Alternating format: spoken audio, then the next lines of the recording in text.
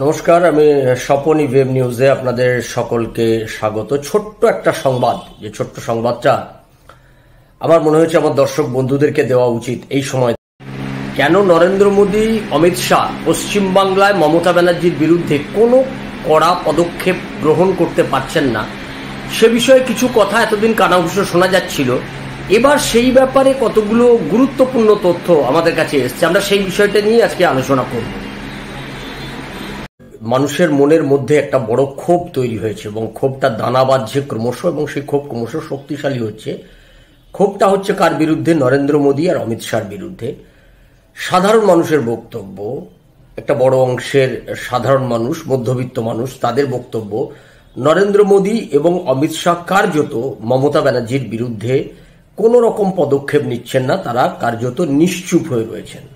কিন্তু বিজেপির অভ্যন্তরে কান পাতলে আমরা যেটা শুনতে পাচ্ছি, সত্য মিথ্যা ভবিষ্যৎ বলবে, ভবিষ্যতে সেটা প্রমাণিত হবে, যে নরেন্দ্র মোদী এবং অমিত শাহ তারা যে পদক্ষেপ নেওয়ার চেষ্টা করছেন পশ্চিমবাংলাতে, সেই গোটা পদক্ষেপটাই বারে বারে আটকে যাচ্ছেন মমতা ব্যানার্জির প্রতি সহানুভূতিশীল দুজন নেতা বিজেপিতে রয়েছেন, খুব তাগড়াই নেতা দুজন।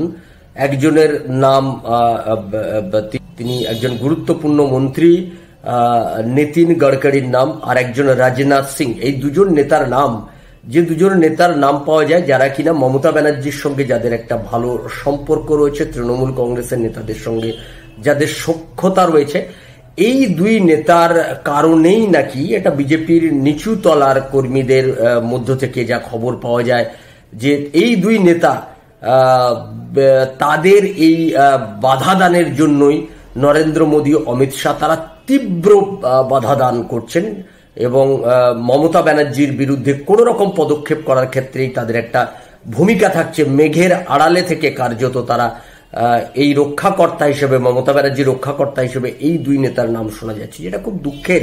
যদি এই ঘটনাটা সত্যি হয়, আমরা সত্যাসত্য এখনই বলতে পারবো না, এর সত্য ভবিষ্যৎ বলবে। এটা সত্য নাকি এটা শুধুই প্রচার, এটা ভবিষ্যৎ বলবে। কিন্তু এটা ঘটনা, যে এই ঘটনা সত্য কি মিথ্যা সেটা প্রমাণিত হবে ভবিষ্যতে। কিন্তু নরেন্দ্র মোদী এবং অমিত শাহর বিরুদ্ধেই এই রাজ্যের মানুষের মনের মধ্যে যে ক্ষোভ তৈরি হচ্ছে, সেই ক্ষোভটাকে অন্য কেউ ব্যবহার করতে পারে। তৃণমূল কংগ্রেসকে যদি বিজেপির মধ্য থেকে কেউ রক্ষা করার চেষ্টা করে থাকে বা করার চেষ্টা করে, সেটা কার্যত বিজেপির এই রাজ্যের ভবিষ্যৎকে নষ্ট করা, বিজেপির এ রাজ্যের লড়াইকে দুর্বল করা।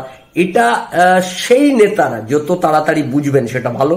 এবং যদি এটা সত্যি হয় যে নীতিন গডকরি এবং রাজনাথ সিং, যারা মমতার প্রতি, যাদের একটা মমতা ব্যানার্জির সম্পর্কে যাদের একটা দুর্বলতা কাজ করছে, আগে মমতা ব্যানার্জির সঙ্গে তারা ছিলেন, সেই কারণেই তাদের যেহেতু আরএসএস ব্যাকগ্রাউন্ড, তাই মমতা ব্যানার্জির প্রতি এদের একটা দুর্বলতা কাজ করছে। এটা যদি সঠিক খবর হয়, তাহলে এর মাসুল কিন্তু দিতে হচ্ছে নরেন্দ্র মোদী এবং অমিত শাহকে।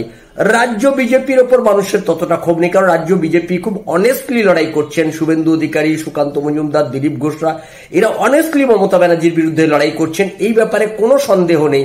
কিন্তু দিল্লির নেতৃত্বে তাদের সেখানে যাই সমস্যা থাকুক না কেন, গোটা ক্ষোভটা কিন্তু গিয়ে পড়ছে নরেন্দ্র মোদী এবং অমিত শাহর ওপরে। ফলে বিজেপির কেন্দ্রীয় নেতৃত্বকে এই গোটা বিষয়টা আরেকবার ভেবে দেখতে বলবো, যে গোটা ঘটনাটা যেদিকে গড়াচ্ছে, পশ্চিমবাংলায় বিজেপির ভবিষ্যৎ কিন্তু সেক্ষেত্রে অন্ধকারের দিকে চলে যেতে পারে।